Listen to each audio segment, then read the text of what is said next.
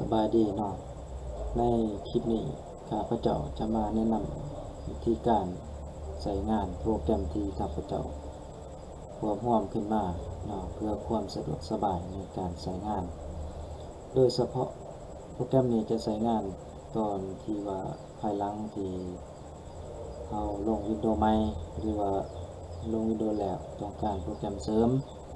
ก็สามารถนำใช้ได้เนาะก่อนอื่นก็ลิงก์ดาวน์โหลดอย่างต่างๆข้าพเจ้าสิแปะไว้ให้เนาะเพื่อความสะดวกสบายในการดาวน์โหลดเมื่อโหลดขึ้นมาแล้วเนาะจะได้โปรแกรมเป็นไฟล์ Autorun คือจังซี่เนาะโปรแกรมนี้ข้าพเจ้าได้โหลดขึ้นมาแล้วภายหลังโหลดขึ้นมาก็เปิดขึ้นมาจะได้หน้าตาแบบนี้เนาะ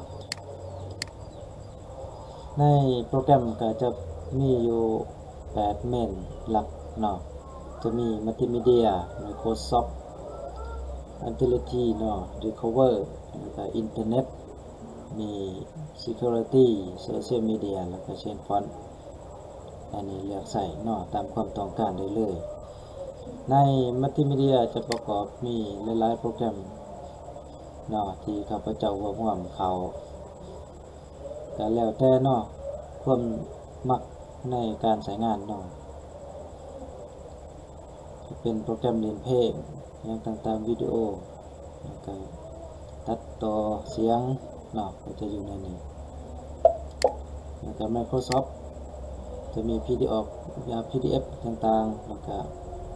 Activate Windows แล้วก็ Office เป็นเพื่อใช้งานเนาะจะมีโปรแกรมเสริม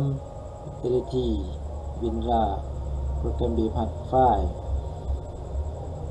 ค้นหาไฟล์ในคอมพิวเตอร์เนาะ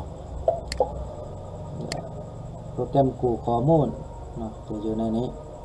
ก็เลือกใส่เนาะมาโปรแกรมใดก็สามารถติดตั้งได้เนาะตาม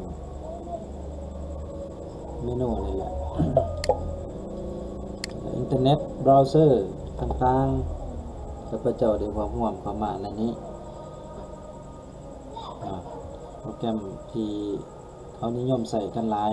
ข้าพเจ้าจะมารวบรวมไว้อันนี้อินเทอร์เน็ตดาวน์โหลดจะมีในนี้เนาะแอนตี้ไวรัสจะมีในนี้ติดตั้งได้เนาะตามความต้องการแล้วก็โซเชียลมีเดียแล้วก็เชนฟอนต์เนาะโปรแกรมเชนฟอนต์เราจะปรับเปลี่ยนฟอนต์ในคอมพิวเตอร์เนาะให้อัตโนมัติตามฟอนต์ที่เราต้องการอยากใส่โดยเฉพาะที่เป็นสีเนาะข้าพเจ้าได้เปลี่ยนไว้เรียบร้อยฟอนต์มันจะงามภาษาลาวมันจะงามขึ้นในโปรแกรมเมกาจะมีแต่ซัมมีเนาะอันหลักๆจะมีอยู่8เมนหลักที่ข้าพเจ้าหัวห่วงไว้ขอขอบใจ